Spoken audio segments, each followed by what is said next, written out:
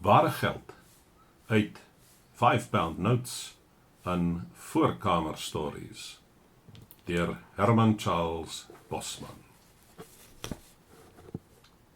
Daar word in die koerant verduidelik, het Adnodé gesê, hoe mens die verskil tussen 'n goeie £5 noot en 'n vervalste een kan sien. Daar is 'n hele klomp vervalste note in omloop, het die koerant gesê, en die polisie is op die punt om 'n arrestasie te maak. Is dit regtig so sleg? Het Gysbert van Tonder gevra. Ek het opgemerk, as die koerante so iets oor die polisie sê, beteken dit dat tensy iemand by die aanklagkantoor inloop en beken dat hy dit gedoen het, die polisie daardie saak sal afskryf as net nog 'n onopgeloste raaisel in Afrika. Daar is net een ding wat erger is, en dit is wanneer hulle in die koerante oor 'n dregnet skryf, en dat die polisie slaggereed is en reg staan om toe te slaan. Dit beteken dat die skuldige persoon 'n hele ruk vroeër al die land uit is, met 'n klomp bagasie wat hy nie saam met hom gehad het toe hy die land ingekom het nie, en met sy paspoort in die hak. Gysbert van Tonder se lip het smalend opgetrek terwyl hy gepraat het. Dit was hartseer om te dink dat 'n toevallige misverstand met 'n man op 'n perd op grenspatrollie kon lei na so 'n verwronge beskouing oor die aktiwiteite van die polisiemag, wat opdragte uitvoer wat deur die staat se interne regering aan hulle toevertrou is. Hoe kan jy sê, het Adnodé geduldig voortgegaan, dat dit 'n vervalste £5 noot is, wat eintlik 'n baie goeie nagebootste noot is. Die enigste manier waarop jy kan vasstel dat dit vervals is as die drukwerk beter is as die van die egte noot, en dat die woord geautoriseerde reg gespel is. Die onderwyser het geïnteresseerd gelyk. Wel, hulle is besig om die Afrikaanse spelling so te verander, het hy gesê, dat wanneer ek les gee, ek die helfte van die tyd nie weet waar ek is nie. In elk geval, ek sal bly wees om te weet wat die regte manier is om daardie woord te spel. Maar ongelukkig het ek op die oomblik nie 'n £5 noot by my nie. Ek skat daar is seker niemand hier wat kan sien om my een te leen nie. Sy toon was pynsend en ietwat pleitend, maar hy was heeltemal reg. Niemand het op die skimp gereageer nie.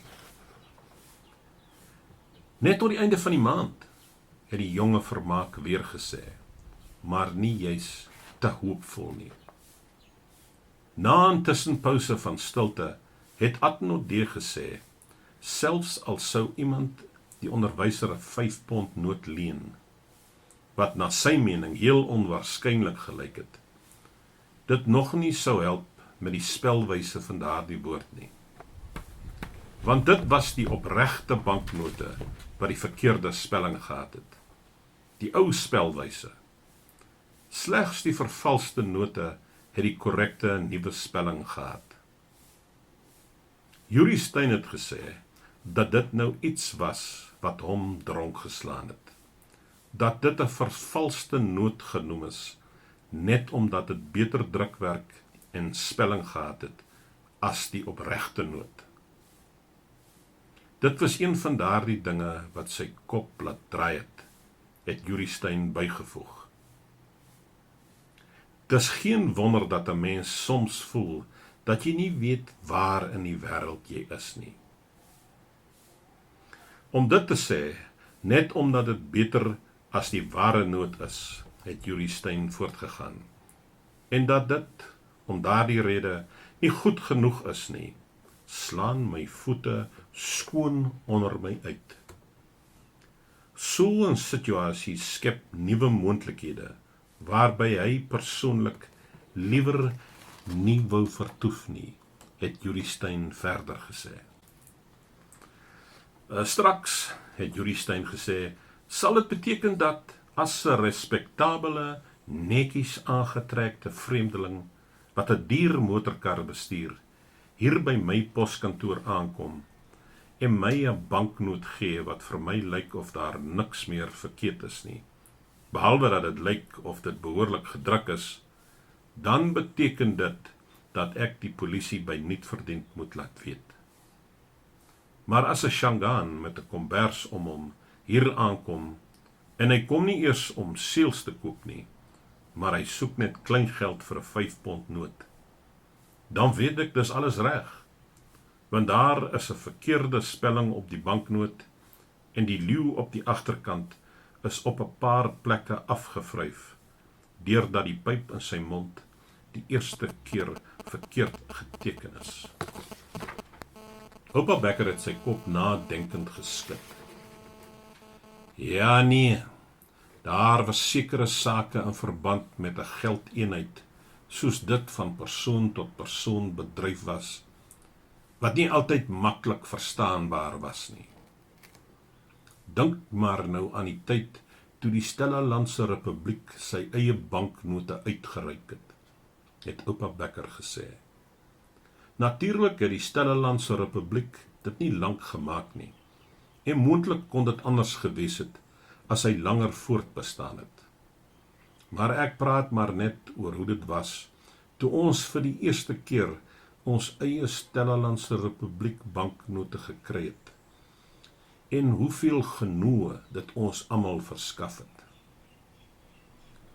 Die moeilikheid in daardie deel van die land was dat daar nooit genoeg goue muntstukke in omloop was nie. Selfs voor die Stellelandse Republiek tot stand gekom het, was daar probleme. Jy kon dit nogal maklik sien deur net op te let hoeveel mans gelapte broeke gedra het. En so, toe die Stellelandse Republiek begin het om sy eie banknote te druk, het dit gelyk asof alles aan die reg kom was. Maar die volkse sake het nie heeltemal die verwagte koers gevolg nie. Een ding wat ek onthou, was die eienaresse van die losieshuise. Wat hulle aan die einde van die maand wou hê, en dit onthou ek baie duidelik, was geld. Ek glo nie ek het ooit weer in my lewe, voor daardie tyd of daarna, presies dieselfde soort van gesnuif gehoor nie. Wat ek eintlik bedoel, is daardie soort van gesnuif wat 'n Stellelandse losieshuis eienares aan die einde van die maand sou laat hoor as sy jou in die koevert sien rondvroetel het. Dan was daar die Indiese winkelier. Ek was saam met my vriend Giel Haasbroek in die Indiese winkel, en ek sal nooit daardie kyk op die Indiër se gesig vergeet nie, toe Giel Haasbroek 'n klomp Stellelandse Republiek banknote uitgehaal het, om hom te betaal nie. Saam met al die ander goed wat die Indiër gesê het, was dat hy ook, net soos ons almal, 'n bestaan moes maak. Maar daar's niks verkeerd met hierdie note nie, het Giel Haasbroek aan die Indiër gesê. Kyk, hier is die prent van die arend op die Stellelandse Republiek bo aan die noot. En hier, onderaan, jy kan vir jouself die gedrukte handtekeninge van die president en die minister van Finansies lees. Hulle eie name is daar geteken. Ek sal ooit nooit vergeet hoe die Indiese winkelier toe gegrill het nie. Die Indiër het gesê dat hy niks teen die arend gehad het nie. Hy was heeltemal gewillig om te erken dat dit die beste soort arend was. Daaroor sou hy nie stry nie. Daar waar hy vandaan gekom het, het hulle nie arende gehad nie. En as jy hom 'n hele klomp arende op 'n ry sou wys, dink hy nie hy sou die een van die ander kon onderskei nie. Nie maklik nie. Op daardie punt moes ons hom nie verkeerd verstaan nie. Die Indiër het moeite gedoen om dit vir ons duidelik te maak. Dit was glad nie sy bedoeling om ons gevoelings op enige manier seer te maak nie. Hy sou op geen manier beswaar maak teen die arend nie. Maar wanneer dit kom by die handtekeninge van die president en die minister van Finansies, was dit 'n heeltemal 'n ander storie, het die Indiër gesê. Want hy het albei se handtekeninge in wit op swart gehad, vir ou skuld wat hy geweet het, hy nooit sou kon invorder nie, het die Indiër gesê. En van die twee was die president erger as die minister van Finansies, verseker. Die president het dit so ver gevoer, het die Indiër gesê, dat hy nou al vir maande lank, wanneer hy op pad werk toe was, 3 blokke uit sy pad uit, om die ander kant van die plein verbygestap het, net so dat hy nie verby die Indiër se winkel hoef te gestap het nie. Oupa Becker het die storie onderbreek om 'n vuurtjie by die onderwyser te kry. Dit het ons 'n geleentheid gegee om na te dink oor wat hy gesê het. Want party van sy woorde was vir ons vreemd. Dit het vir ons voorgekom of die tekstuur van die lewe in die vroeër dae soort van styf en strak was. En deesdae vind ons denkwyses dit moeilik om te aanvaar. Maar hulle het nooit regtig gewild geraak nie, daardie Stellelandse Republiek banknote, het oupa Becker voorts vertel. Later het die regering die ou banknote onttrek en nuus in omloop gebring. Maar ek dink nie dat selfs dit veel van 'n verskil gemaak het nie. Ek moet egter sê dat die nuwe banknote baie mooier gelyk het. In die eerste plek was die nuwe banknote groter en hulle was in meer kleure as die oues gedruk. En daar was 'n nuwe soort arend aan die bokant. Die arend het meer imponerend gelyk op een of ander manier. En hy het ook 'n soort van dreigende voorkoms gehad, wat jy nie kon miskyk nie. Dit was asof die Stellelandse Republiek jou gedreig het, as jy gehuiwer het om dit te aanvaar, as jy een van daardie note vir Lucies aangebied het. Maar tog het dit gelyk of daardie banknote nooit regtig veel gesirkuleer het nie. Miskien was die Indiese winkelier reg in dit wat hy gesê het. Miskien op stuk van sake moes hulle nie juis die arend verander het nie, maar eerder die 2 handtekeninge onderaan die banknote.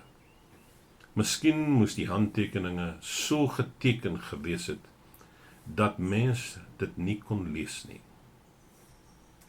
En, soos ek gesê het, die snaakste ding was dat daar niks met daardie Stellelandse Republiek banknote verkeerd was nie. Ek meen, op geen manier was hulle vervalste note nie. Hulle was geheel en al wettig. Die arend en die drukwerk was albei heeltemal reg. En dit was die elegantste arend wat jy jou kon voorstel. En die drukwerk was die netjieste wat jy in daardie dae kon kry. En tog, dis hoe dit was. Ons het saam met oupa Becker gestem dat die kwessie van geld redelik deurmekaar was, en dat dit nog altyd so was. Kort daarna het die regeringslorry van Beckersdal daar aangekom.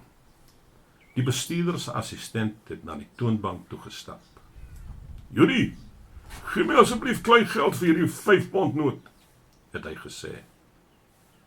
Dit was Judy se beurt om snaaks te wees. Hy het groot gebruik gemaak van die situasie. Hy het die noot 'n hele paar keer omgedraai. "Die drukwerk lyk reg," het Judy Steyn gesê. En, sover ek weet, is die spelling ook reg. En die leeu het nie 'n pyp in sy bek nie. Dink jy ek is 'n gek om my so 'n noot soos hierdie een te gee? Omtrent die enigste ding wat dit nie het nie, is 'n arend. Die lorrybestuurder se assistent was skoon stom geslaan.